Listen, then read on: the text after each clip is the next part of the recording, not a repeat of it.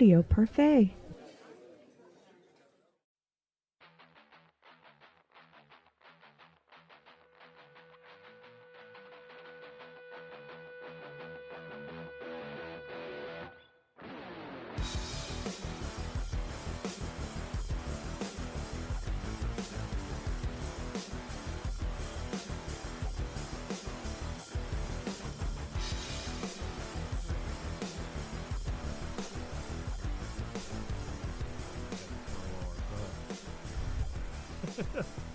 Hey guys, welcome to, I know it's not real, but that had to hurt. So we're just, Steffi and I, two lifelong wrestling fans, both started watching when we were very, very young. I stepped away from it for a while. She brought me back. Oh, yes, I did. And I loved it for a while, and now I'm back on the fence of absolutely hating it, mostly because of the stupid shit I see happen in the WWE. I will never tire of it. I will watch it until I die. I probably will too, but I will watch it while I complain about it. I'll be like, God damn, I'm so sick and tired of this shit. I'm not watching anymore. And then when it's on again, I'll be like, oh, let's see what they're fucking up this time. Yeah, you do end up watching every week. I do end up watching every week. After you complain the week before. I watch Monday, and then I watch 2 on Wednesday, and then I watch Friday. I catch Ring of Honor when I can, and I catch whatever I can from New Japan, mostly because I'm a huge Will Ospreay fan. But yeah, I always watch no matter what I say I'm going to do. So. And you complain a lot. I do complain a lot because I don't like half of what I see. So. And we don't really watch Impact or TNA or whatever it is anymore. No, this is going to be mostly focused on WWE, AEW. I'll bring New Japan into it every once in a while because, again, I love their style of wrestling over there. When I was younger, it was all about the big men throwing each other around. And then when I got older, when I was younger, I can imagine myself getting big and throwing people around. But I've come to appreciate more the AJ Styles, the Will Ospreays, the Seth Rollinses, the Andrades, these guys who are decent-sized guys that can move around like they're 50 pounds lighter than what they are. They're very agile. They're very athletic. They're very flippy. I don't know. The Aleister Blacks that can be a decent-sized guy and still have that pinpoint accuracy of where their feet land, being able to punch and kick and make everything look as real as possible. Like Aleister Black, he can tap you with that end of his foot on the face to where you're not getting hurt, but god damn it looks like it. Yeah, it does. I'm sitting there going, I know that's not real, but that had to hurt. You know, it probably didn't hurt, but fuck, it looks like it hurts. I mean, they might be sore the next day. We don't know. We don't know. So what you can kind of tell from a person by who their favorite wrestlers are. And what I've been seeing a lot lately is the quote-unquote Mount Rushmores of wrestling. So when you do a Mount Rushmore of wrestling, do you pick your favorites or do you pick the most important, most influential? Because those are two very different things. I feel like a lot of people pick their favorites, and that's not what the real Mount Rushmore is. No, it's not. It really is not. Cody Rhodes came out. I just saw this the other day. Cody Rhodes came out, and they asked him who his Mount Rushmore of wrestling was. And now, who do you think the one person out of all wrestling history who's going to be on his Mount Rushmore? Who do you think it's going to be? Cody Rhodes. One person. You can pick one person to be on Cody Rhodes' Mount Rushmore. Who's it going to be? His dad. His dad. Guess who's not on his fucking Mount Rushmore? His dad. He's got Flair, Hogan, The Rock, and then, this fucking cop-out, leave the fourth one as vacant because wrestling needs to make new stars. That is a cop-out. That's fucking bullshit. Okay, so let's take Teddy Roosevelt's face off of Mount Rushmore and just say next president here. That to me is a cop-out. Yeah, no, because you you have all these influential wrestlers who have paved the way for all these new people to come and showcase what they're all about. And that would have never happened had it not been for those influential wrestlers like Andre the Giant, and he has to be a definite one. I mean, I know again, it depends on if you're saying most influential or your favorite. He's because you can only pick four. You can only pick 4 people. Yeah, and that narrowing it down is tough. And I know you don't want me to pick one of my favorites, so I'm going with the influential thing. Here's what I wanted to do. I wanted to go, and we can do the favorite one is more fun than the most influential, because influential you kind of have to talk about why. So we can do it. So I want to do the most influential and our favorites. Now you can pick which one we do first. Do you want to do the top? Do favorites first. Do favorite first. Okay, I'll let you do your favorites first. Okay, Piper. Okay. The Rock. Okay. Jeff Hardy. Of all time. Okay. And Ricky the Dragon Steamboat. Really? Yeah. Not somebody I would thought that you'd put in there. You thought I was going to put Bret Hart. Or Ricky the Dragon Steamboat is not somebody I thought you would be putting in your favorites list. He's one of my favorites because him and Piper were around the time that I started watching in the early 80s. Or, late 80s, not early 80s. But I was mid 80s for me, but you weren't born yet. I was born in the mid 80s, but... Well, but you were born... I wasn't old enough to understand... You weren't old enough to understand what you were looking at. Yeah, so in the late 80s, watching it with my dad. Right. And that... As you do. Yes. Yeah. That's what who I remember. Piper and... I'm surprised you didn't pick Stone Cold. I really am. I love the guy. I do. I love him. And the movies he's been in, I love him as a wrestler. I love what he stood for in the Attitude Era. I love everything about him. Yeah, I mean... If we did top 5... Just but we just did 4. Okay, so for me, it's Sting. Of course. Undertaker. Okay. Piper.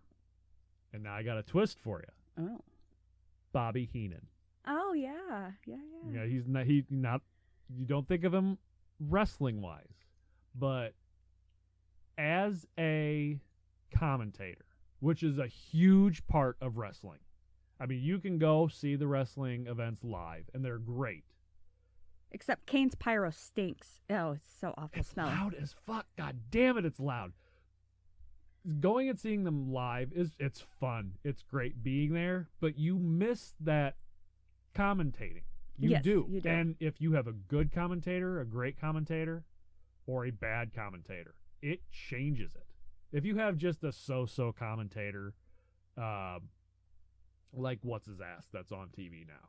Michael Cole? No, not Michael Cole. Oh, Byron Saxton? No, not Byron Saxton. Mauro Ranallo? I know you're not big on him. I like him. I like him. He fucks up a lot. The one who's on Smackdown. With Byron. I don't know. That's how you know he's not a great commentator, because you can't remember his fucking name. We'll remember it here in a little bit. That's horrible. So you got... Oh, the Tom Phillips. Tom Phillips. I remembered. You know why you can't remember Tom Phillips' name? Because it is, other than John Smith, the most generic fucking name in the world. I think he's a good commentator. I don't think he's a great commentator. He's not like blowing me out of the water. I think Corey Graves is better. He'd be like he's like a young Michael Cole that didn't get recognition until The Rock started making fun of him. Okay, I'll give that. Yeah. I'll give you that. So I put him as good commentator. Me, I cannot fucking stand Michael Cole. I know. Every time he says something, I say, "Shut the fuck up, Michael Cole," because I cannot stand his voice or the things that come out of his face. See, I can't stand Jerry Lawler anymore. Back in the Attitude Era, he was amazing. No, he was just as annoying back then, but it was but funny it was great. because everything puppies. It was amazing when he was. And he can't do that now. Exactly, and that's why he's so boring, and because he's kind of got that old creepy vibe. Yeah, going. it's I'm weird. A lot of people give praise to JR. I know he's got this iconic voice, this iconic tone, this stanza. I love JR. I know but you do. He's got ever since his stroke, well, it's, not even. He's had some of the most iconic lines of any commentator ever. if you're going to talk about iconic lines, I'm throwing Jericho in for commentating, and I think he should continue with commentating because he's been doing a really good job. I mean, he's got a lot of years left of wrestling in front of him, even though a lot of people are saying maybe it's time to hang him up. He's been doing it for long enough. He's got a lot of wrestling left. He's gained a lot of weight. But when he's done wrestling, if he doesn't go into commentate to be a commentator, he's taking a precious thing away from the world. I know. He is fantastic. He gives me new Facebook status updates every Wednesday. But he's one of the best to ever grab a mic. That's something else we'll talk about. Maybe not this episode, but at some point I want to do a Mount Rushmore of something almost every episode. Yeah, we can We'll do factions, tag teams, divas, off-screen people. Women, not divas.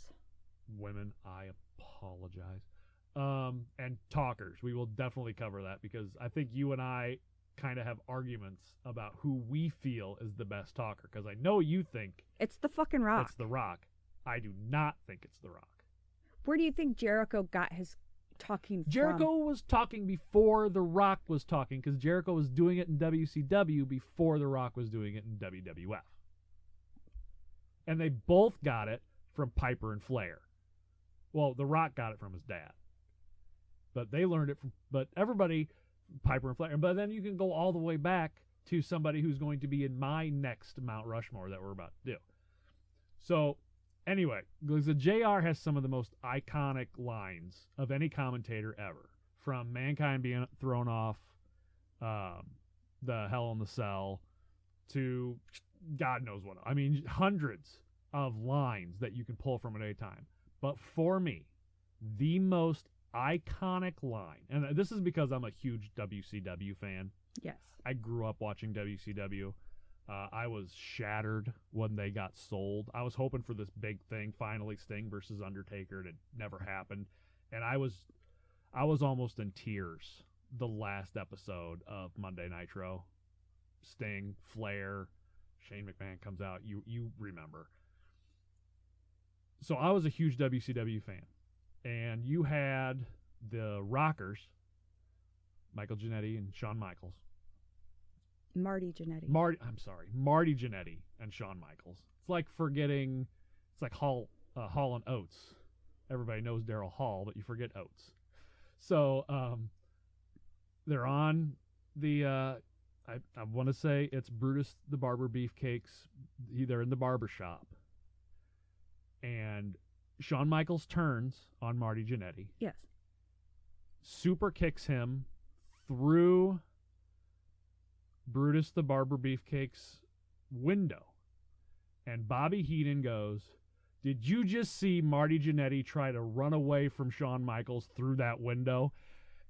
I remember that from when I was a kid. I laughed then. I still laugh now. I think about that when I'm trying to go to sleep at night. I love it. It is because so many heel commentators nowadays, Corey Graves, whoever. I think he's our only heel commentator. But even he will side. He won't side so much with the face, but they'll be like, okay, well, I think he might be taking it a little too far. I think whoever the heel is, I think he might want to rein that in, or something like that. Bobby Heenan never did that. He grabbed on to that heel persona and he rode it till dawn, and I loved him for it. My favorite commentator ever. I will die on this goddamn hill. My favorite ever. Okay. Okay, now, the second Mount Rushmore. It's not near as much fun because they're not technically our favorites. It's who do we feel in front of the camera. We'll do one that's behind the camera again, like your Ted Turners and all them. But in front of the camera, wrestlers, commentators, Revolutionized. Even valets. Who is the most important / influential people in wrestling, in the last, in the 20th and 21st century? Okay, let's see. Definitely The Rock. Okay. Definitely Stone Cold. Okay. John Cena. I need you to explain yourself with some of these. Why are they, to you, the most important figures in wrestling in the last century? Well, I've got one more. Okay. Um, The fact that my number one isn't on your list yet is baffling to me. Most influential people in wrestling history, really. well, I told you why I wasn't going to pick a certain person. I'm keeping him off my lists. Hogan. Okay. Despite the fact that he is an influential person in the industry, considering everything that has been going on, just my fourth one, I'm going to say Eddie Guerrero.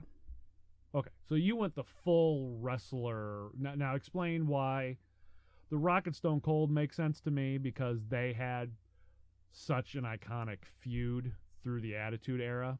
And they were there before the Attitude Era. Stone Cold was also in WCW. Yeah, as Stunning Steve Austin. Yes. And, The Rock had his changes, and, The Rock comes from that huge family. Right. They both brought the WWF and the WWE such recognition Through the Attitude Era, yeah. Through the Attitude Era. So much money, so much merchandise. Yeah. And that's the same thing with... They brought a lot of fans in. Yes. A lot of fans. And the same thing with John Cena, but he brought a different type of wrestling to it as well, because he was more of he was the bodybuilder before he was a wrestler. Yep. And so he brought a different type of crowd in with him, and he was also a rapper, singer type artist. Okay. I have a CD. Yeah, I'm sure you do. And then, the Rock and Stone Cold broke out into acting, and that opened the door for more wrestlers to go into acting. And then Eddie Guerrero, due to the vast history of luchadors and the Guerrero family and the issues with his lifestyle and Chris Benoit's lifestyle and their friendship, and then Jericho and Guerrero's friendship and everything, it's like all interchangeable all together. So I tried to pick wrestlers who were connected with other wrestlers, because then you can't have this wrestler without all these other people. But see, that's where I would argue with The Rock and Stone Cold, because they together, I mean, them separately were huge parts of wrestling history. Yes. And I can be okay with you making the argument for either one of them, and putting them together on your Mount Rushmore is it's fine. But I feel like if they are separated, if Stone Cold doesn't have The Rock and The Rock doesn't have Stone Cold, their influence might not have gone near as far as what it did. I think Stone Cold's may not have, but The Rock's definitely would have, because he had that huge feud with the corporation. He had that huge feud with Mankind. Well, you look at what Stone Cold had with Vince McMahon. That a lot. Yeah, but The Rock was also in the corporation during that time. Yeah. And that's why The Rock and Stone Cold had that feud, because The Rock was in the corporation. Yeah. All right, so mine, now I went a little bit more classic with it. So for me, the fact that my number one isn't at least on your list, it's kind of baffling to me, but I can see where you're going with it. My number one most influential person that goes on my Mount Rushmore is Vince McMahon. Without Vince McMahon, wrestling barely exists. He doesn't buy WWF from his father and then take what is a regional thing, because that's what wrestling was for a century. It was regional stuff. Well, you lived in this area, you watched the NWA. You lived in this area, you watched the WCCW. You lived in this area, you watched the WWF. Vince McMahon took the WWF and didn't just make it national, he made it global. Yes. He made WrestleMania, which now, not this year, obviously, but up until this year, it's been a Super Bowl rival as far as viewership. People who don't even watch wrestling know about WrestleMania. For the almost decade long time that I stepped away from wrestling, I even went and watched WrestleMania because Edge fought The Undertaker, and I wanted to see The Undertaker wrestle a WrestleMania because he's the fucking Undertaker and it's WrestleMania. So even somebody who wasn't really watching wrestling, even somebody who had gotten out of it and was looking at other people wearing the wrestling shirts going, come on, was still drawn in to watch it. Without Vince McMahon, that doesn't happen. Without Vince McMahon, Stone Cold and The Rock, without Vince McMahon wrestling, Stone Cold, The Rock, DX, his whole thing about being this corporate overlord that runs everything and everybody's I'm the puppet master, from the corporation to the Kiss My Ass Club to you're fired, all of it. Vince McMahon doesn't do that. WWF doesn't stand a chance against WCW because WCW had been beating WWF for a while.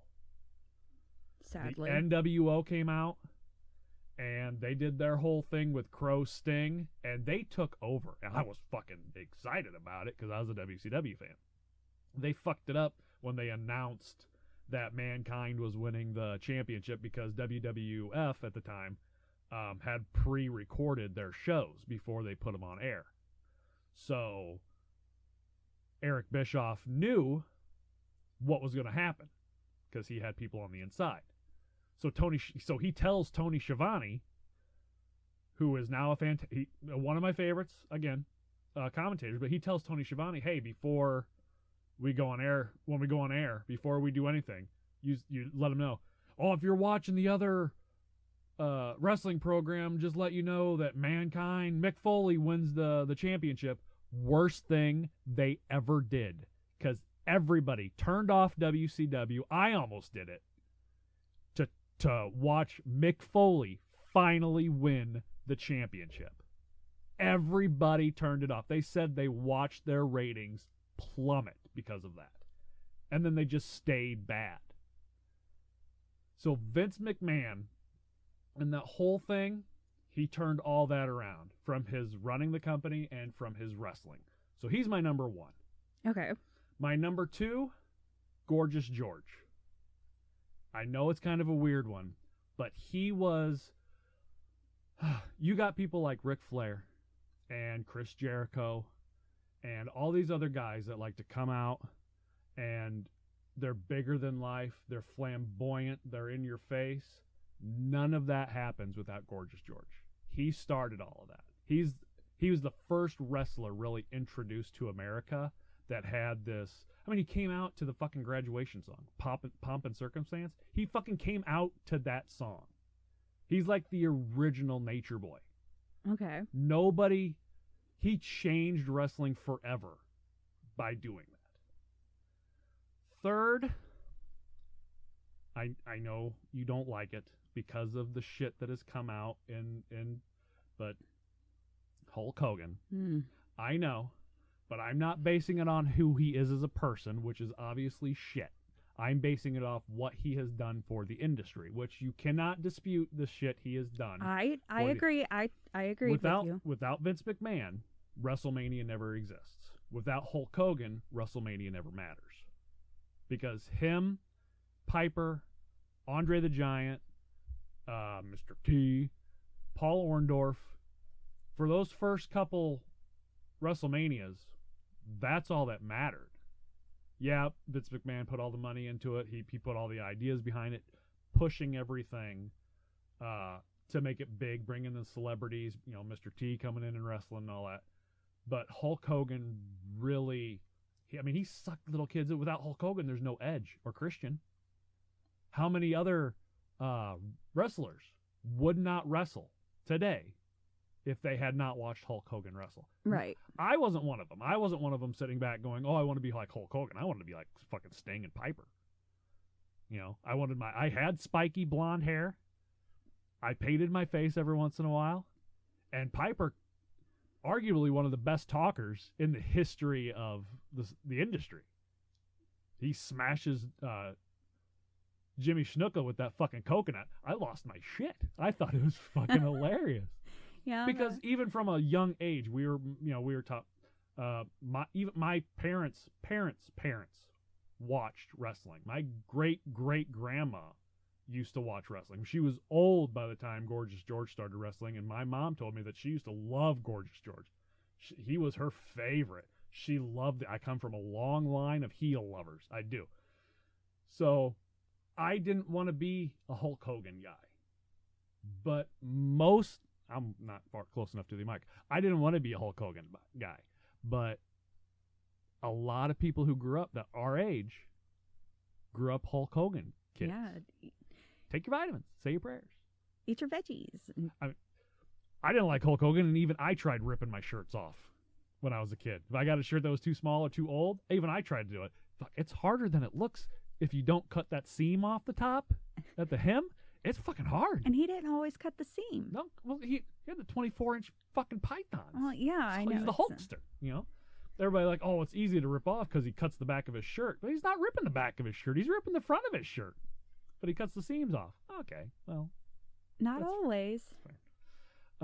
Plus, the biggest turn, face to heel turn, the biggest surprise in the history of wrestling. Nobody else even comes close. When he turned to the NWO. When it came out that he was the leader of the NWO. Hey guys, it's Stephanie. I'm here to tell you about Anchor. It's the easiest way to make a podcast, and it's free. There are creation tools that allow you to record and edit your podcast right from your phone or your computer. Anchor will also distribute your podcast for you, so it can be heard on Spotify, Apple Podcast, and many more platforms. You can make money from your podcast too with no minimum amount of listeners. It is everything you need to make a podcast in one place. All you have to do is download the free Anchor app or go to anchor.fm to get started today. It was shocking. I had gone with me and my older brother had gone with our even older brother to the movies. And it was that night at, I believe it was Bash at the Beach, that he did that. And we were all, that was back when you had to order it through your pay-per-view provider or get it through satellite. And my parents weren't going to spend $60. Yeah, God knows how much money on renting those things. So we just, I think back then they were only like 30 or 40. Which was still worth I know. But that was back when they had the hotline. And you could call the 1-800 line and find out what happened. So we get back, so we're like a pizza place, and people are talking. Like, you see who came out for the NWO? Did you see what happened? So my brother calls the hotline, and his eyes, he's up at a payphone calling 1-800, the 188. I don't remember what number it was. But he like calls the hotline, and his eyes get big, and he's like, it was Hogan. We're like, what? It was Hogan. Hogan turned on him. It blew our fucking minds. It is today still the biggest turn, the biggest heel turn, the biggest surprise in the history of wrestling. You cannot find one as big or as meaningful as Hogan turning on WCW. Well, not as big, but as meaningful when Seth Rollins turned on the Shield. That's a big one. But it's not as meaningful as... Yeah, Seth Rollins turning on the Shield doesn't change wrestling for the next 20 years. Hogan coming out, turning on WCW, they brought, in my argument, the biggest faction in the history of wrestling. It's one of the biggest factions. One of the most important factions, because NWO had pay-per-views named after them. WCW completely just wiped WCW off the map as far as some of these pay-per-views go. They had their own pay-per-views. Everybody wanted to join the NWO to their own detriment. Or they copied it when Big Blue Meanie did BWO. Yeah, and one like Conan and all them had the LWO. Yeah, and that's when it got silly. It was imitation at its finest. When they split between black and white and red and black, that's when and then Sting's in the red and black and everything. You're either in white and black or red and black. There was no WCW left anymore. It was just it was just a handful of factions. It was like gang colors now, and it was just ridiculous. Once the Disco Inferno joined the NWO was done. I remember that.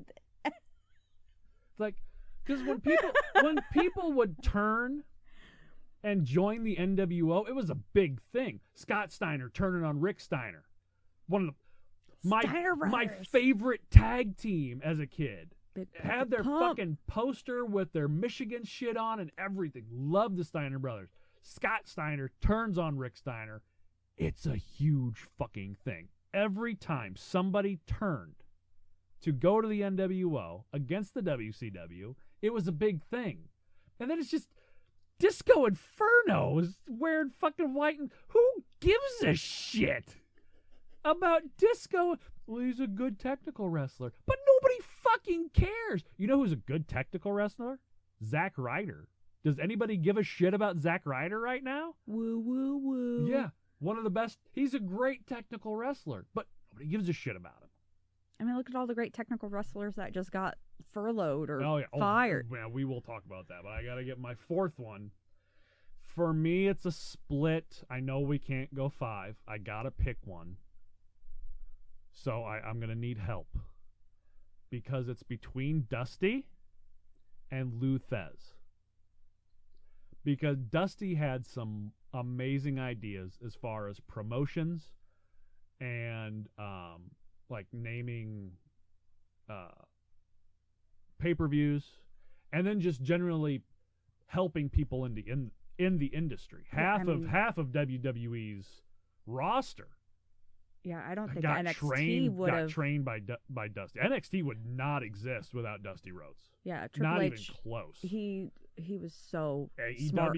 Wouldn't exist without Dusty Rhodes. Yeah, because he bred it into his children, and the Jackson brothers and Kenny Omega wouldn't have been able to do that on their own. They needed Cody for that.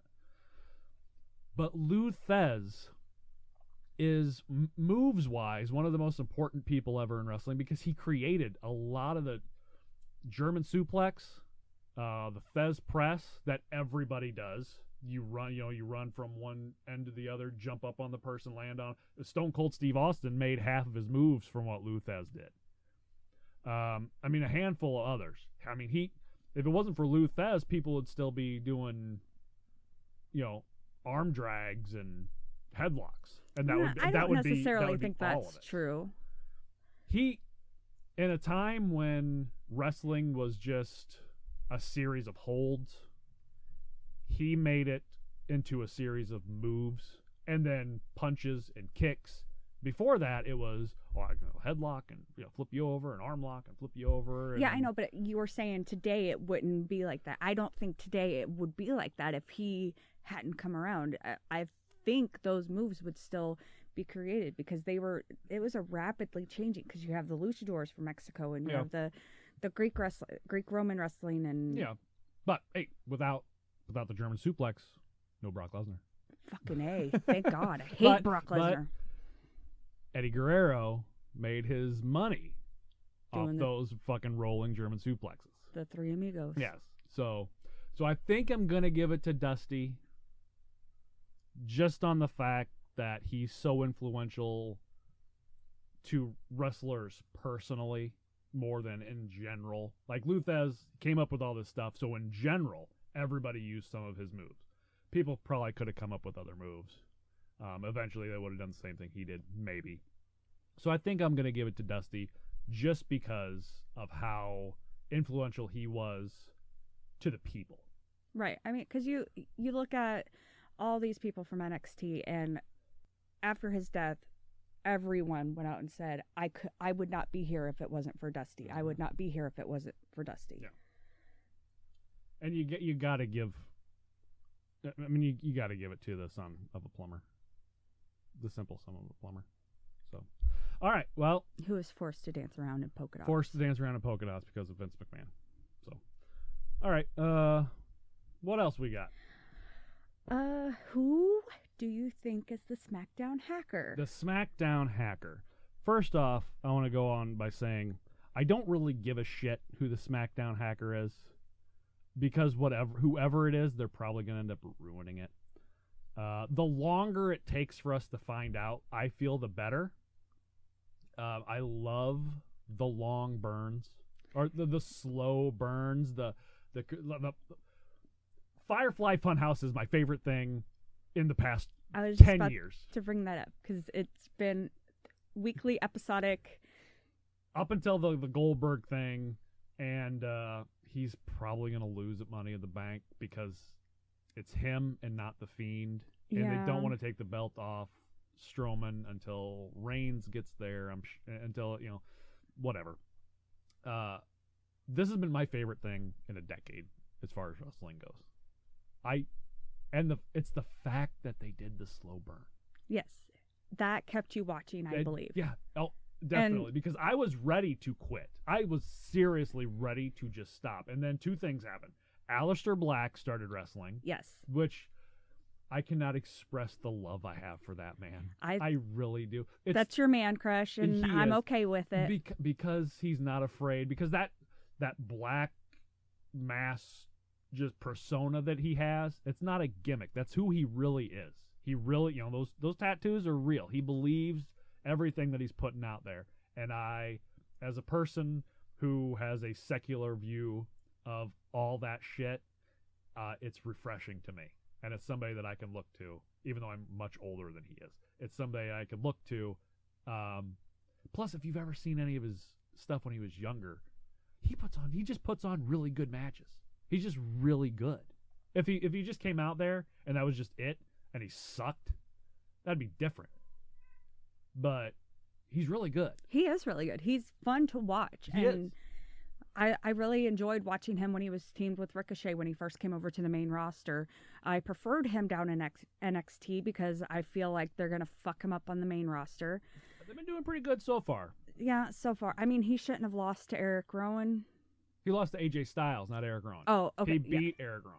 Oh, that's right. Twice. That's right. Twice. Just like he beat Buddy Murphy like 3 fucking times, which I was for sure that was going to be. I thought he lost one. No. It was 1-1, and then he beat him twice. No, he lost the 3 times, and Buddy Murphy just sulked in the corner, and that's how he ended up joining Seth Rollins. Yeah. Because Seth is like, come on, man, come on. So he finally joined Seth Rollins to get his fucking mojo back. But no, he lost. I was for sure they were going to do a win-loss and then a rubber match. But they didn't. They gave him all 3. So he's eventually going to lose. I mean, he lost to AJ Styles. It wasn't a clean win. So you kind of got to, okay, whatever. Mm-mm. But my 2 favorite things have been, have saved my viewership of WWE has been Aleister Black and The Fiend. And not just The Fiend, because if he just came out, is all of a sudden he's The Fiend. Okay, whatever. Yeah, the slow rise to meeting The Fiend and slow burn. My God, because when he first did it. Freaky videos. When he first did Firefly, they even showed because I guess a lot of people didn't know what was going on. They even showed backstage shit, and Seth Rollins is sitting there watching it going, what the hell is this? It was super. Weird. I get migraines really, really bad, and we had to mute the TV. Not just mute it, but you almost couldn't even watch, even though it was muted, because just seeing the lights, I could hear it in my head, the sounds, and it was just. Oh, it was horrible. And I mean, I still wanted to watch though because it was creepy and it just drug you in, and it's enticing and horrible and terrifying at the same time. And it's all because of that slow burn. Yes. I'm all about the fucking slow burn. They put the title on him way too soon. I don't think he should have gone for the title. Period.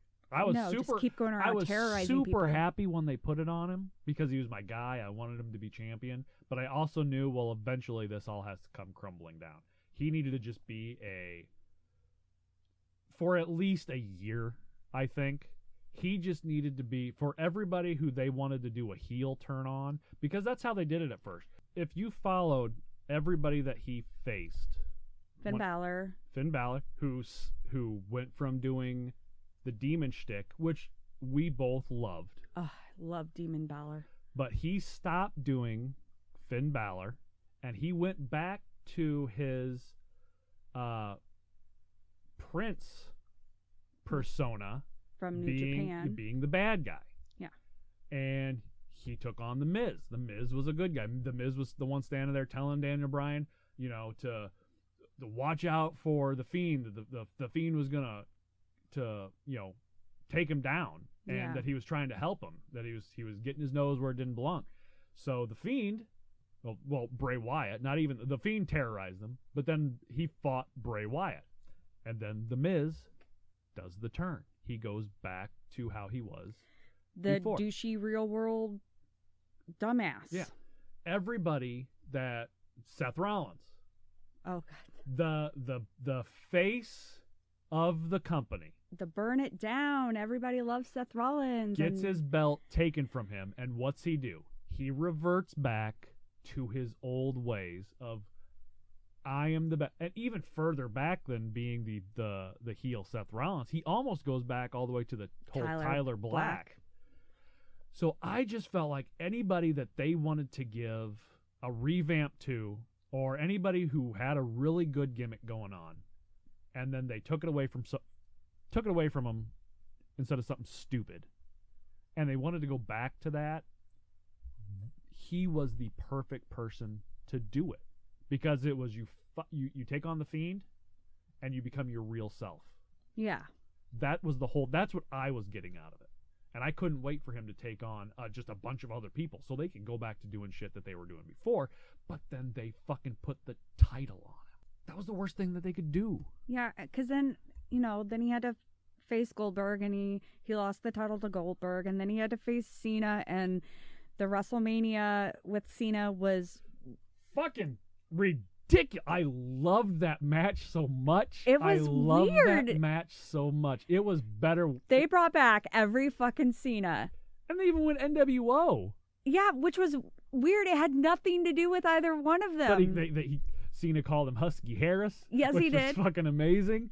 And I'm sorry for anybody that watched both nights of wrestling and you're sitting there going, but what about the Boneyard match? I was not a fan of the Boneyard match. Everybody else is saying, oh, it was so good. We are so off topic. Yeah. I did not like the Boneyard match all that much. We'll get on to the two nights of WrestleMania in a little while. Okay, but for me, Bray Wyatt, they put the title on him way too soon. I was all for him having a feud with Seth Rollins, but I think they needed to take the title off of Seth Rollins before they did the feud. He'd had it for a while, just like I'm ready for them to take it off Becky Lynch. But that's a whole other topic. I don't know if she wants them to. Nobody wants them to. It's up to them. Nobody wants to lose the title. Bray Wyatt had to be convinced to drop the title. And they kind of left it up to him before he was finally like, okay, I could see where you guys are going. We'll figure it out from there. I think they probably would have, and again, a year of that happening, and I think they probably end his, they give him the title, and then he can run with it for a few months. But then I think they probably end it by giving it back to Roman Reigns, because he's probably the only one of the wrestlers that doesn't really have a past persona for him to turn back to. He's kind of been the same the whole time. People loved him, people hated him, but he's always kind of been the same. He was a heel when he came in with the Shield, but what he was doing as a heel in the Shield wasn't that much different than what he does now, except for jumping people with Ambrose and Rollins. It was unless he's going to revert back to CM Punk's bodyguard, which is pretty much what they were when they started. Yeah. Which is really hard to do. Oh, our dog is joining the show.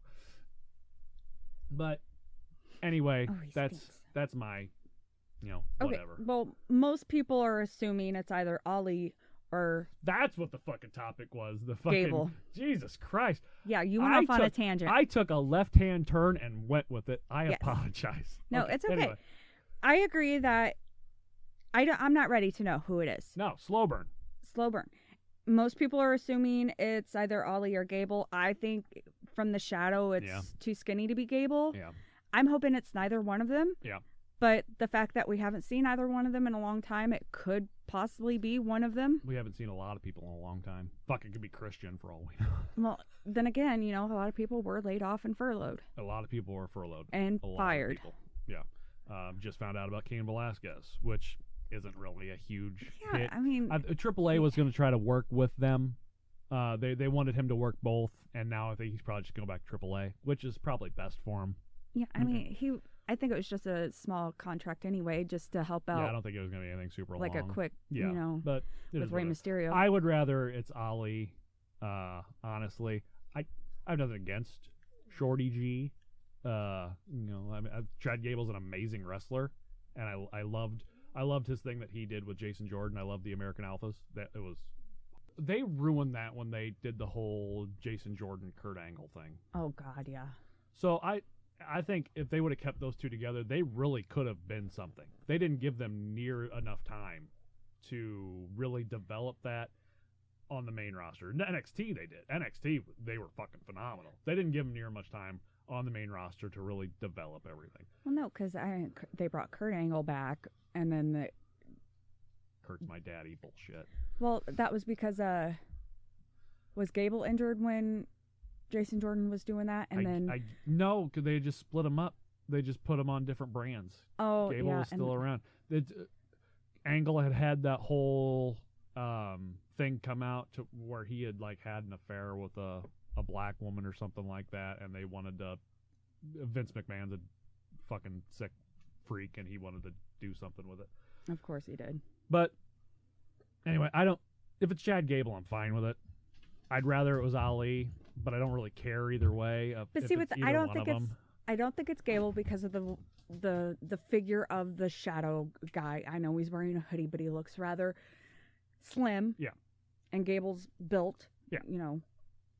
And I don't think it's Ali because right before all these stay-at-home orders went down, Ali was doing these filming things, motivational speech type things in the back with like Chicago the superhero and some shit like that. Yeah, with the Chicago in the background. That sound. No, speaking of the background, that sound you hear is our dog going apeshit with a toy. So don't worry about that. There he is. Okay. So I mean, there's a lot of speculation of who it could be. Those are the two top names.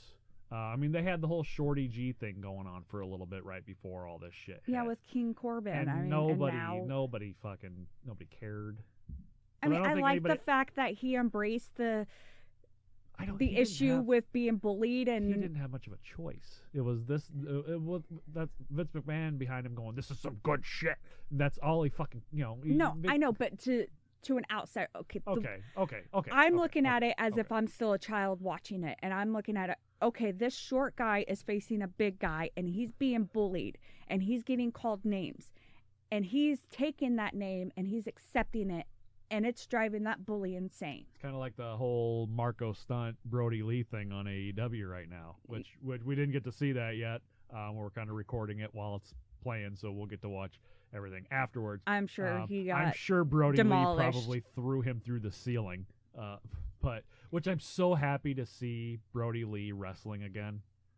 He was so good as Luke Harper. They should not have broke them up either. No, they should have kept the family together, or they should have brought the family back together when Bray Wyatt brought this whole Fiend thing on.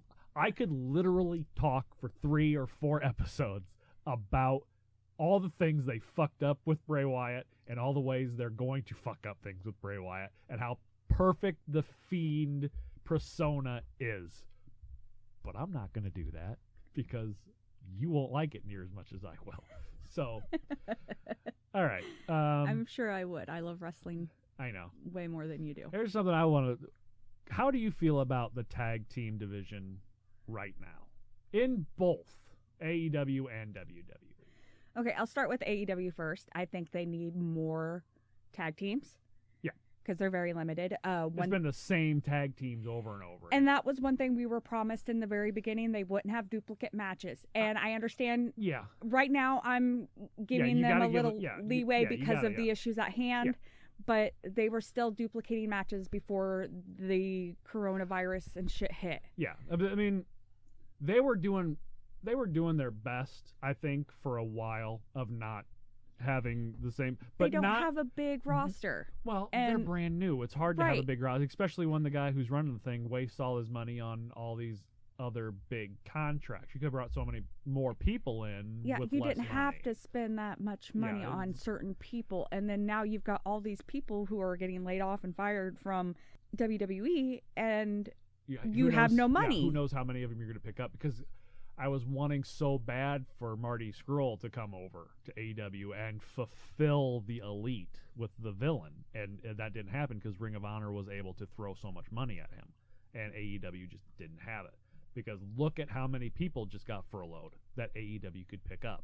I mean, a lot of guys over there, a lot of guys are friends with EC3. We might not like him all that much just because of just his pompous ways. And because of who his mom is. But do you honestly need EC3 in AEW since you already have one? His name's MJF. He's pretty much a different EC3. It would be kind of interesting to see two pompous bastards go up against each other. I'd like to see EC3 in the fucking Inner Circle. I think that would be a perfect fit for him. I think EC3 in the Inner Circle, right there with Jericho, would be the perfect fit. I think because he's just as egotistical as the rest of them. Yes, he is. And he's got that look that makes you want to punch him in the face, even though you know if you did, you'd probably break your hand. Well, he shaved his head now, so he doesn't have the pretty boy hair anymore. I saw. Okay, yeah, AEW definitely needs to beef up their tag team division, I think. I have no problem with the fact that the tag team champions aren't really a tag team because they're from the same faction, even though one of them's kind of on the outs. Just because I love Hangman Page so much, and I love Kenny Omega so much. Cowboy shit. I love them both so much. I'm perfectly fine with them. That doesn't make it more being interesting, the tag and team. that did. I guess it helped create more or an extra tag team by putting those two together. As for WWE, with Raw, they have more options. With SmackDown, it's either the same two teams that are winning over and over again. Yeah. I mean, you got... Or three teams you've got. You got the New Day. And you've got the Usos. And you got the Usos. And then you got Lucha House Party. Well, no, you've got... John Morrison and The Miz. Yeah, those are the three that keep winning. Yeah, but now, and they showed that the Lucha House Party, and I will get to Miz and Morrison in a minute. They got Lucha House Party came out this past Friday, and you saw them. And now, one of my favorites, the Forgotten Sons, who... They are going to shake things up. But still, that's 5 tag teams. Pretty much, yeah. So you have... I know. You don't have very many options. But one of them isn't even a real tag team. So I'm going to stop, and I have mixed feelings about Miz and Morrison. Hey. Ho, ho. I have very mixed feelings about, because on the one hand, John Morrison is a marvel of wrestling athleticism. He is built like a fucking brick house, and he flies around like he's lighter than air. He is amazing to watch. He's fun to watch. You can put him in pretty much any match, and you know he's going to do something entertaining. Just like Kofi, you can put Kofi in any match, and you know it's going to be entertaining. Right. You might sit back and go, yeah, he did his championship run, and that was great. Everybody, even we, were fucking excited. And we're not huge Kofi fans. We like him. I mean, I got nothing against Kofi. I like the boom Kofi better than this. Yeah. But I think Kofi's great. But I'm not going to stand up and say I'm a huge Kofi fan. But we were both excited when he won the title because it was so long before he finally got it. Yeah, it was well deserved. Yeah. So you could put him in anything, even though you know he's probably going to lose, like all the Royal Rumbles and all the ladder match, all the your Money in the Bank shit. You knew he was probably going to lose, but you knew you were going to see something amazing. Oh. Same way with John Morrison. He might actually even win that stuff, though. They could give him a Royal Rumble. They could give him a Money in the Bank. But you know you're going to see something interesting. With The Miz, I fucking fall asleep. He is the most boring wrestler in the history of the sport. You can't see me, but I'm shaking my head vigorously. She's not. Yes. No, she's nodding her head in a yes movement because she knows I'm right. I hate The Miz. I hate him. It's and listen, not just his character, but his personality in real life. If you've ever seen Ms. and Marie or Ms. and Mrs. Ms. and Mrs., they're, oh my God, I can't even talk. They're so fucking stupid in real life. I don't base anything wrestling-wise on how they are as a person. Because I actually, when I watched the few episodes of Total Divas and Total Bellas that I saw with you, with John Cena, it's whatever. He was kind of a dick to some people, but I know he does amazing things for people. I know he does all this charity work. But as a wrestler, I just don't like him. I don't like the gimmick. I don't like anything. So I don't like to say, oh, I don't like this person because of who they are in real life, or I like this person because of who they are in real life. I like to separate who they are outside the ring and who they are inside the ring. Two completely different people. With The Miz, though, his persona in the ring is very similar to his persona in real life, and that's fine. That's what makes it hard to like him, because it's that Hollywood. I'm rich. I'm better than you. Well, I don't personally know if he really thinks he's better than people, because he still hangs out with a lot of people that he knew back when he was a nobody from back in Cleveland. He still does that stuff, football-wise and everything. He still talks to those people, which is, a lot of people don't do that shit. I personally know of somebody who made a lot of money and left the people that helped them become who they are completely behind. Like, they didn't matter. I'm not going to name any names. I know who you're talking about. Probably. He's a really good talker. The Miz can talk. I'm not going to put him on the same echelon as The Rock, Piper, or Flair, or even CM Punk. But The Miz today is one of the best talkers in WWE today. He's okay. He can get a microphone, and he can piss you off. He can lead in somebody else. He can start a feud. He can do all that shit. So I'll give it to him when it comes to the talking. How much of that is scripted, though? Who because knows? like with The Rock and Cena, and Jericho and CM Punk, they had the ability for Vince or Shane or somebody to say, here's a mic, go out there and ad-lib the shit. CM Punk refused to go by a script. It's one of the reasons for the mic getting turned off during his shit. Yeah. Well, there was a specific name for it, but I couldn't remember what it was. That was their whole. Yeah, they could go out there and say whatever they wanted whenever they wanted. I mean, Austin can't do it near as well now as what he used to be able to, because we saw him on TV. Oh, few when he weeks was ago, thanking everybody and shit, and it was. I think he was already drunk from backstage, and then he comes out and he was stammering and. But anyway, I would put him up there with one of the best ones on the mic today, not of all time, but of today. He's not. I mean, I'd put Becky Lynch over him, because Becky Lynch is amazing. She's probably the best one right now. But I'd put him on good on the microphone today. But the second that they start wrestling, I don't fucking give a shit.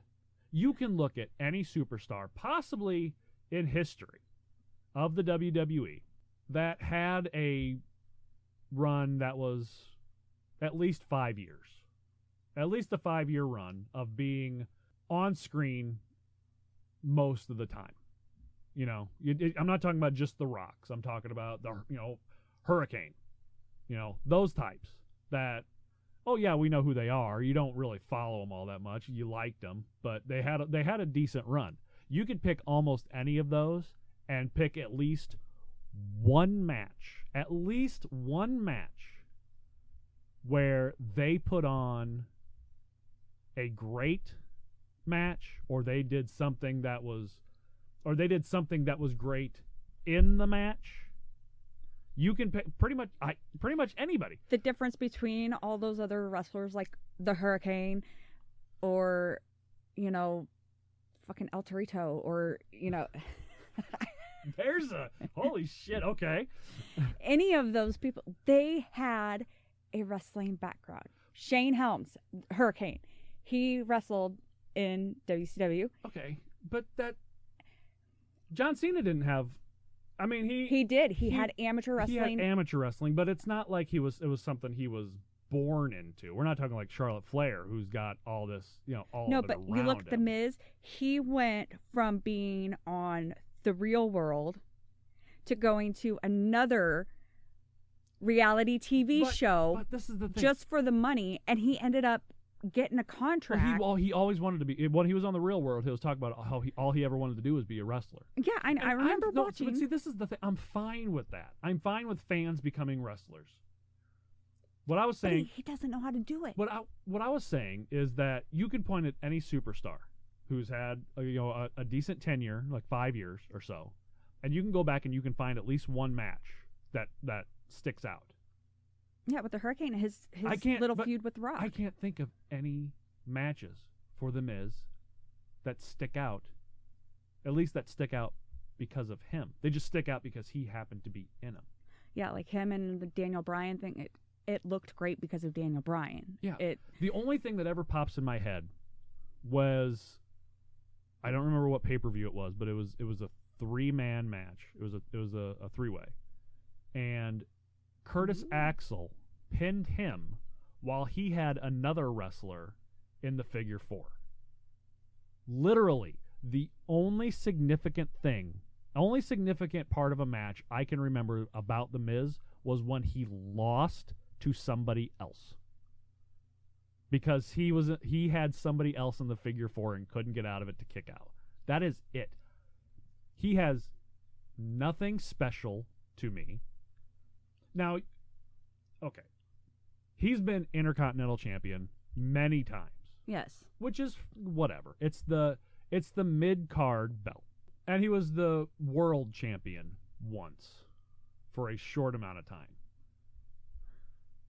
He was. I don't remember He was. that. It was when the spinner belt was on. He always turned the spinner belt upside down, so it was an M instead of a W. Oh, okay, yes. It was once. It that wasn't was a it was a long ago. time ago. It wasn't very long because they quickly realized that he could not hold that belt because people didn't care about him, because that's something you have to have with the world champion. They have to care about who the champion is. If The Miz is your champion, nobody fucking cares. But anyway, I get to my point. They put the IC belt on him many times strictly because he's safe.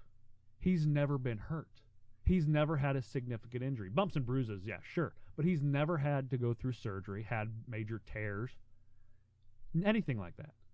So they know that whatever creative they got going on, whether it's the person who has the IC belt or whether it's The Miz or the person they want to have the IC belt, they know they can put the Intercontinental Championship on The Miz so they can work the creative with who they want to have the belt, and he can hold on to it perfectly fine up until it's time to take it off of him. And then once it's time to take it off of him, as long as that other person isn't hurt, they can go ahead with it. Now, if that other person gets hurt, The Miz is fully capable, mostly because of his mic skills, to hold on to that belt because they know he's not going to do anything to get himself hurt unless it's on a fucking movie set, because that's the only time he's not there is when he's doing a movie or when he's doing something with his family.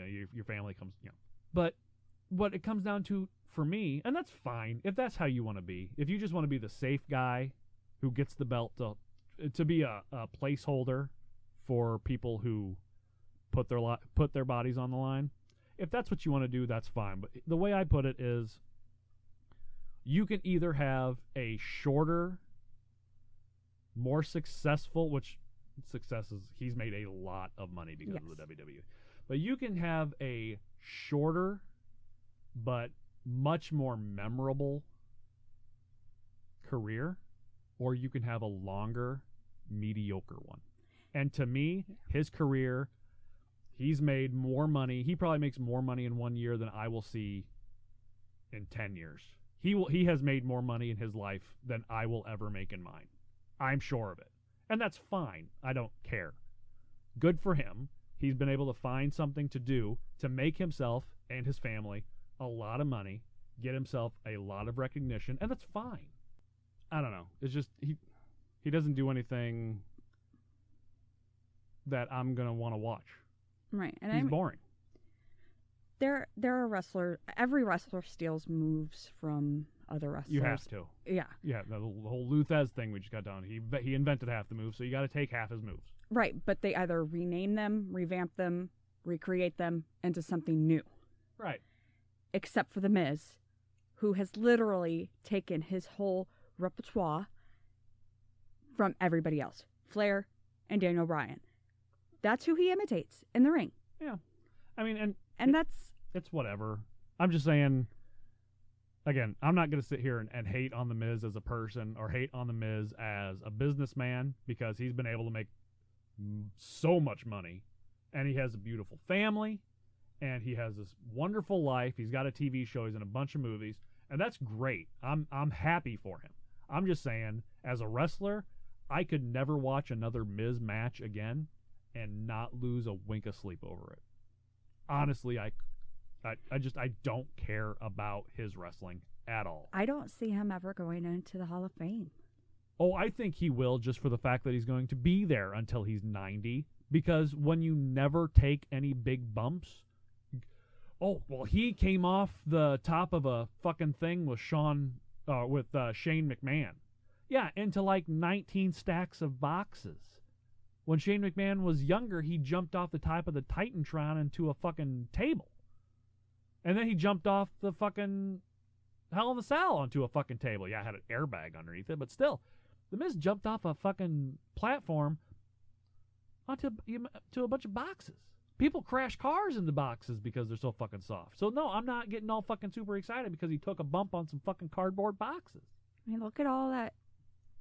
I'm not saying be like Jeff Hardy or Chris Benoit to where the... Definitely don't be like Chris Benoit. No, I meant to the point where you need the steroids to help with pain the or... heroin to help with pain when Jeff Hardy's... Yeah, or the drugs to help. I don't want anybody to be fucking in pain for the rest of their lives, but I don't... You're there to entertain us, not to put us Wrestling to sleep. is a certain thing, and you have to do a certain thing in order to be a wrestler. It's kind of like Natalia being afraid of ladders. Like, you're in the wrong business to be afraid of fucking ladders and be afraid of heights. That's true. All right, we've been going for a while. Anything else you want to cover real quick? What else we got? I know we had something there about the Velveteen Dream. Yeah. Do you want to just say real quick whether or not you think he sent... I don't know. I don't know if anybody else has listened to the recording. I played it for you of him asking that kid what school they went to. It sounds a lot like his voice, but I mean, how many people can imitate a voice? How many people just naturally have that voice? Exactly. And you can't different base it regions off of the United States. And when he's in character, that's a different voice than when he's not in character. I would imagine. So how can you really know if that's him or not? And is he really going to screw up his fucking career talking to an underage girl? There's been plenty of people who have done stupider things than that. So I'm not going to stand here and say that it's not him, because I will never say don't believe the victim. If the victim says that this happened and this happened, the whole pics or it didn't happen thing, I don't want to see the pics. I don't want to see the pics. Pics or it didn't happen. Pixelate everything if you need to, just except for his face, so we know it's him. So if the pics are out there and he sent them to somebody, then that's horrible. He's saying, I believe he said that he was hacked. Yeah. And somebody stole them, which is what happened to Seth Rollins. He wasn't hacked. It was his girlfriend. Oh, it was his ex-girlfriend who sent them or whatever. But no, it happened to a lot of other celebrities. It's happened to a lot of celebrities, yeah. That their shit got hacked and sent and broadcasted everywhere. So, and it could be somebody's doing that to, whatever for him. I don't know. I don't want to say. I mean, dude. I really hope. Don't save nudes on your fucking phone. Yeah, no shit. I really hope that it's not true. I can't say if it is or not. Because I love him. I do. I think he's got the whole... when he first started, because we saw him live when he fought Lars Sullivan when he was here in St. Louis. Yes. And it was a really good match. We didn't know who either one of them were. We had seen him once or twice. Both brand new. Brand new. And they put on a hell of a match. And he gets better and better every time. And the fact that he changes his pants, and the one when he said...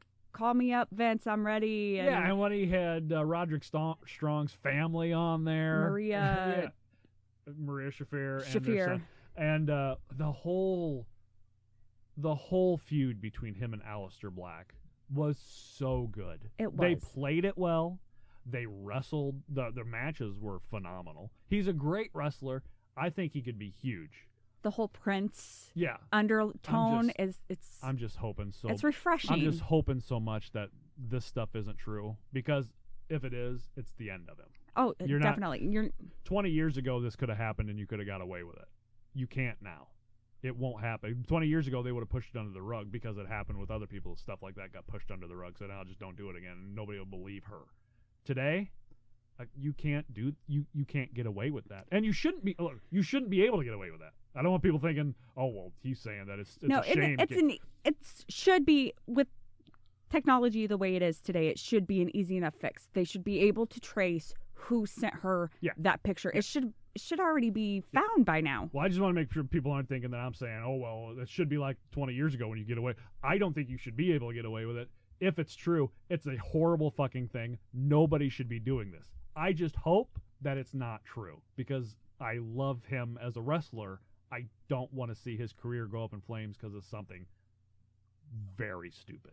Do not be the R. Kelly of just this generation of Don't pee on wrestlers. people.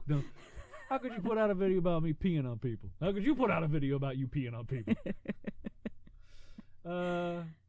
Anything else that you wanted to say? I know we had some stuff about Money in the Bank and whether or not we thought Apollo Crews was a. Oh, is his injury? Do you believe it's real, or is it a work or not? Some have said that he was facing a little bit of a leg injury beforehand.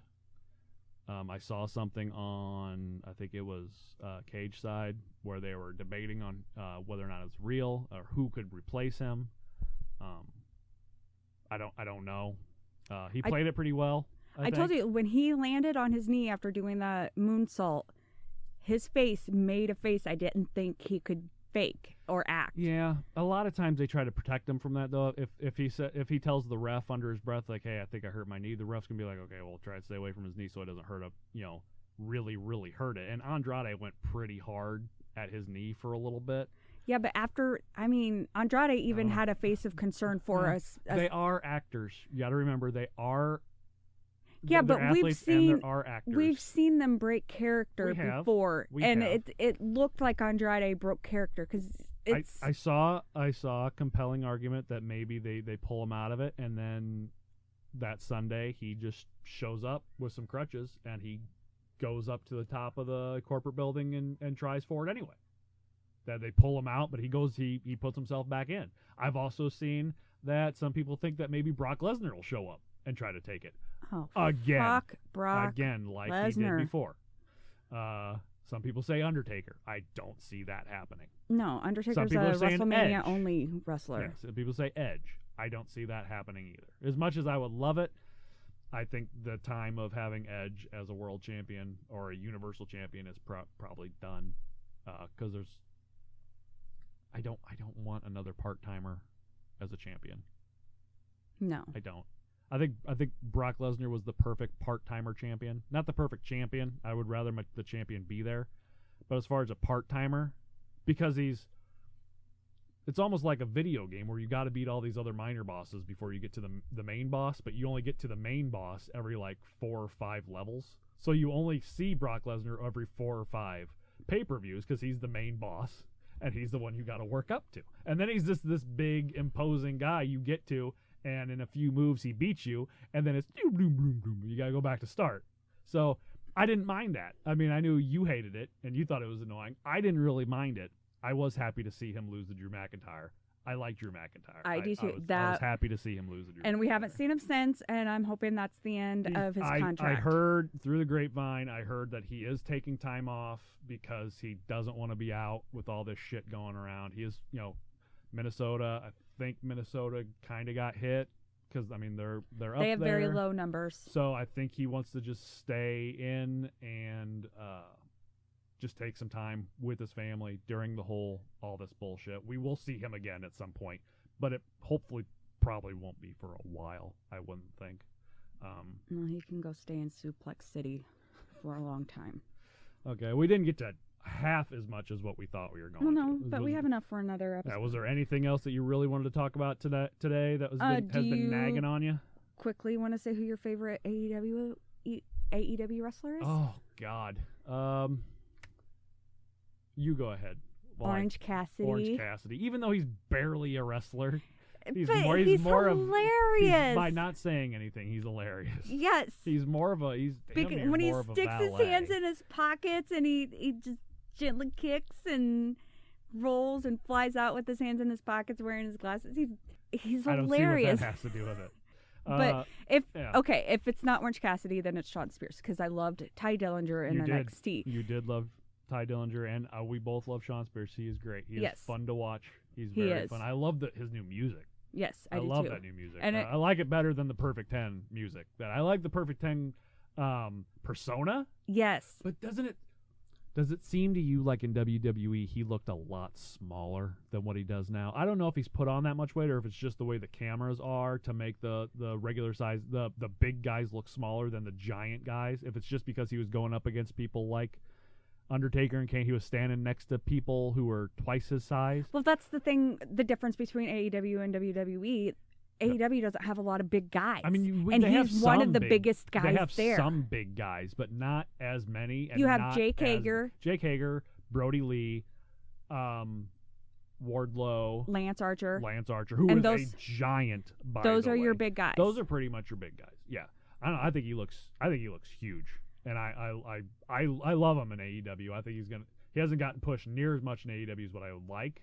I thought he should have gone further. That's another. I know they're working up to Cody and Lance Archer, and that's fine. But I want him to win more matches. Yeah, that's another thing. I thought when he was going to get an AEW, we were going to see him a lot more, because that's what sucked about him being put in the main roster. We never saw him. Well, we don't know how much of it is him and how much of it is them. I know he took a while off. Spend time with his wife, which is, that's fine. But, so I don't know how much of it's him, how much of it's them. But I would love to see more of. You have seen more of him since the pandemic started. Yes, because he has been there. Even if he's not wrestling, he's cage or he ringside. Wrestled tonight, and that's something else we were going to talk about is his sharpshooter and who has the best and worst sharp. So next week we will talk about best and worst sharpshooters. Also, like I said, Who's your favorite wrestler in AEW? I apologize. I would say Hangman Page is my favorite face, and MJF is my favorite heel. Not so much for his wrestling. I think he's a decent wrestler, but because of the shit he does and says, the whole I might have to have surgery because of my hangnail thing. Is fuck. No, the hangnail is healed. It healed, but tonight he has a nick on his neck. It's self-shaving. My God, it's just so good. It's so good. I love it so much. That is the huge difference between AEW and WWE. They're not afraid to just crack up. AEW looks like they are having so much more fun. They do. They look like they are having just Jericho, the bubbly bunch. Oh, and them doing the TikTok videos. We haven't laughed that hard at a wrestling thing, and I can't remember how long. Oh. They're fucking. Well, we haven't great. laughed that hard since we saw John Cena versus The Fiend. Well, yeah, that was good, but that was like 1 in a million thing that comes on where it's not just action; it's actually fun. And a lot of the stuff, the Matt Hardy thing where he's jumping around, that was. It was stupid. It was stupid. And then watching Chris Jericho's hair like flip from one end to the other. And watching him try so hard not to crack up laughing. It's great. And Hardy has the drone, so Jericho got a Roomba. It's just so good. And they're having so much fun, and I love it because that's what wrestling's supposed to be. It's supposed to be fun. It is entertaining. It's not always fun with Vince McMahon running things. No, it's not. So the 25th anniversary of Triple H and Shawn Michaels, that was good. That was funny. A little bit until Shawn Michaels kept making it weird in the phone calls, and then Ric Flair crying and shit. Yeah. Like the Shawn Michaels Stephanie McMahon thing, I thought was funny. anytime you get Triple H and Shawn Michaels together, it's funny. Yeah, It just is. but and then Vince came out and it's like, what the fuck is Vince talking about? Shit. Yeah. They really don't give a shit. They'll do anything. They want to do the fun shit, but they can't because they have Vince. And that's what's so great about AEW is Tony Khan saying, do whatever you want as long as it's entertaining. And if you tell Chris Jericho to do whatever he wants, as long as it's entertaining, it's going to be fucking entertaining. Yeah, it's like You are going AEW to is enjoy bringing yourself. back the Attitude Era. I don't even know if it's so much the Attitude Era. The Attitude Era was fun. No, we get the There is a lot of the flipping middle off. fingers, and we Yeah. get the cuss words here and there, and It's like the WCW we get to see the version blood. of the Attitude Era. Dr. Britt Baker's fucking crazy face after Yeah. she. It's like the very first episode of Dynamite. I said, holy shit, it's WCW, because that's what it looked like. So I think they are kind of doing the WCW version of the Attitude Era. That's what it seems like to me. Yeah, I mean that makes sense. And I fucking love it. I love it. But if I had to go by my favorite right now, who's actually wrestling, because Hangman Page is kind of quarantined himself away, he hasn't been out. I mean, I go probably Kenny Omega. Or Darby Allin. I love Darby Allin. Darby Allin is great. Is fun. If I had to go female, I'd probably say Chris Statlander. She's fun. The Boop. They had that Abaddon on a few weeks ago and against I can't remember her name, but they haven't had her back yet, and she is just running amok on fucking Twitter. Everybody wants to see her because she was the one who was with the zombie makeup, with the fake blood, the blood coming out of her mouth and the weird eyes. I don't know if you saw that match. I think it was a AEW dark match. Oh no, then I on didn't YouTube. see the dark match. We'll have to play that for you later, and you can comment on it next week. She's scarier than the Fiend. It's freaky as shit. Speaking of that, that's another thing that I'm liking more with AEW too, is the fact that they're letting women get bumps from men. Yeah, I like that. I do. I mean, that's not you can't touch her, because the women don't mind. Right. The women are perfectly fine with taking bumps from men as long as I mean, to an yeah, extent. they let Nia Jax in the men's Royal Rumble But a couple years ago. she's the same size as a lot. She's just as strong as half the guys who are in there. I've seen her weightlift on and they had that Twitter. one mixed tag match with Kurt Angle and Ronda Rousey versus Triple H and Stephanie McMahon. And but that was more Ronda taking it to Triple H than it was and Triple H she was kicking his ass. He picked her up, but we all knew he wasn't going to do anything. She was going to do something off of it. Yeah, I know. I mean, you got Randy Orton, RKO, and Beth Phoenix, which was, But Beth is, again, big enough to take that. I'm perfectly fine with you women got taking Charlotte bumps from Flair and Becky Lynch, who can take a hit from. Well, Becky Lynch did get that End of Days from Baron Corbin. Yeah, and he paid for it. Yeah. Later. Yeah. Yeah, she got him back. Mm-hmm. Yeah, but but it's happening more often in, like, because you got Brandy, who took a spear into the guardrail from her own husband. From her own husband. Yeah. And then Penelope Ford got to spear Kip Sabian into the. Yeah. We did get to catch a little bit of the episode before we came in here to record. We just saw time was ticking away and we needed to run in here. But for next week, like I said, I want to do a Mount Rushmore every week or every other week, something like that. Okay. And it seemed like I kind of surprised you with it. I kind of wanted to surprise you with it, but when I saw your face when I said most influential wrestlers of all time, you kind of got this, oh shit, I'm on the spot type look to you. So what we're going to do is I'm going to put it to you and to everybody out there to think about for the next week before we record this again. So what I want to do next week is we'll jump right to them. The most influential women in wrestling. Your Mount Rushmore of most influential women. So it can be wrestlers, valets, or managers, whatever you want to get. Anybody like that. The most influential women to you, as far as not your favorites, most influential. And and we will definitely talk about good and bad sharpshooters, because we know who has the worst sharpshooter, no matter what you think. Okay, and then I guess we'll bring up the layoffs and the firings and everybody who was laid off, and I mean, I don't know what else really there would be to say. The people who got laid off, more people are getting laid off Cain and Velasquez furloughed. I mean, and it's probably something that's going to continue even after things pick up. It's going to continue to happen for a while, probably. Which I don't. Shrinking the roster a little bit doesn't bother me all that much because they had a lot of people that just weren't getting any time.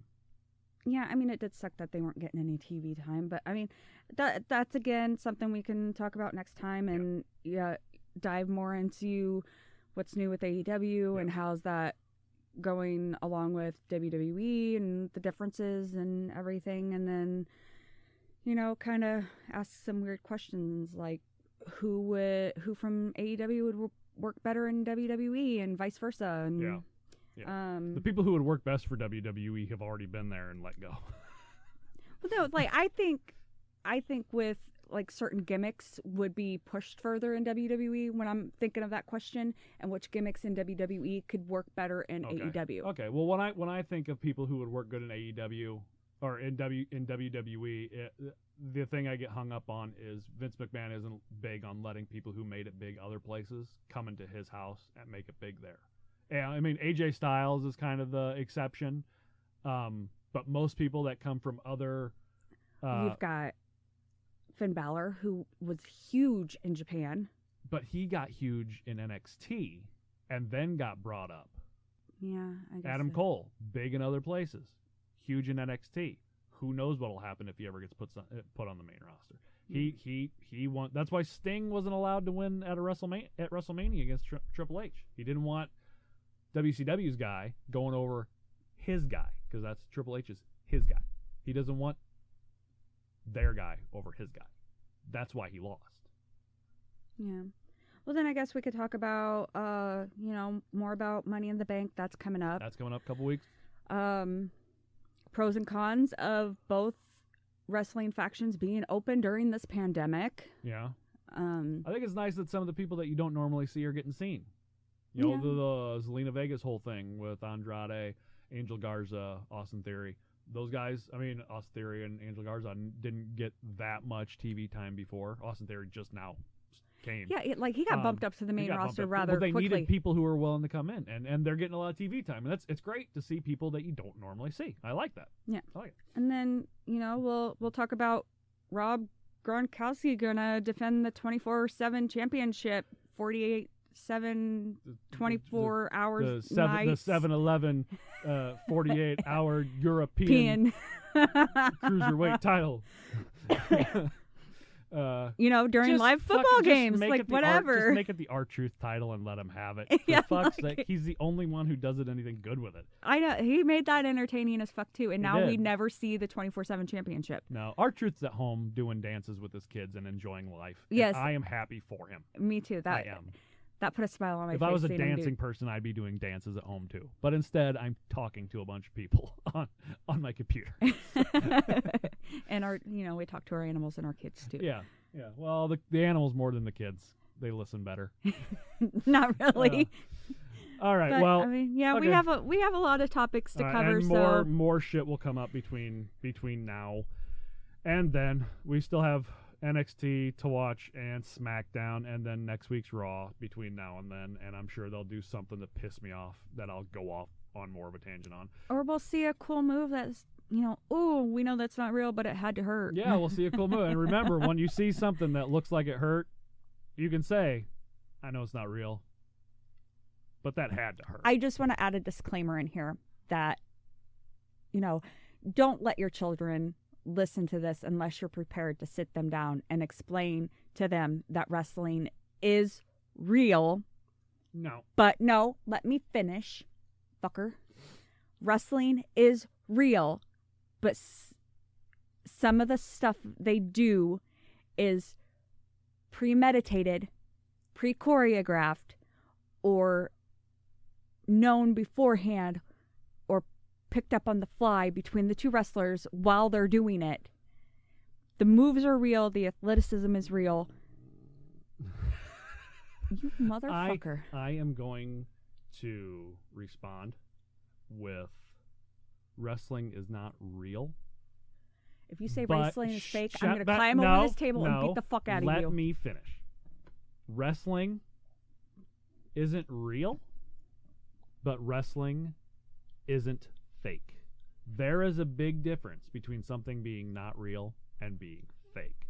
When I think something's not real, it's okay, they're putting on this facade of anything can happen, anybody could beat anybody at any time because it all comes down to what they do in the ring. When reality is, unless a catastrophe happens or Vince McMahon were for some reason just change his mind on the fly that he Which wants happens it does happen a lot. But unless that happens, everybody going into it pretty much knows everything that's going to happen for a while. Sometimes it's, like with Bray Wyatt losing to Goldberg, he didn't really know about it until right before it happened, and he had to agree to it. But for the most part, everybody knows what's going to happen. But you cannot fake coming off a 12-foot step ladder onto a glorified yoga mat on a piece of concrete. You can't do it. You get hurt. All right? So if you want to explain to your kids that, listen, what you're watching is a performance, because that's what it is. When the wrestlers, when you hear them talk, you never hear them talk about how they wrestled one another. You always hear them say that they performed together. I liked performing with that person. I liked performing with that person. We performed well together. Not wrestled. They performed well, because that's what it is. It's a performance. It's just a performance where you can get a concussion or break a bone or tear a ligament. It's not fake. Sometimes they or death. Yeah, you can. They pull punches. As CM Punk, when he started in MMA, he told everybody, it was like, that's the hardest part about MMA for me, is not pulling my punches, because that's you don't want to punch each other in the face, otherwise people have concussions, and that's the last thing you want. You don't really kick people in the face as hard as you can, because that's how you get concussions, and that's not what you want. You want to make it look like you did. But the falls, the bumps, if you've ever fallen on your back on some ice, that's what it's like to fall from the top turnbuckle onto that fucking mat. So it's not fake. It might not be real, but it's definitely not fake. That's what I would have to say to that. And not every match is choreographed. I will say that, Not because they travel on the fly. They do that shit usually. Yes, because they travel almost every single day of the year. They don't have time to choreograph matches. For the big stuff, like came out and said they choreographed some stuff for Ronda Rousey when it was her first match at WrestleMania with Kurt Angle, Triple H, and Stephanie. Yes. They did choreograph some stuff for that. The Sting Triple H match, they choreographed a lot of that because Sting was so rusty, and because it was this big thing. He was really worried about fucking shit up. Right.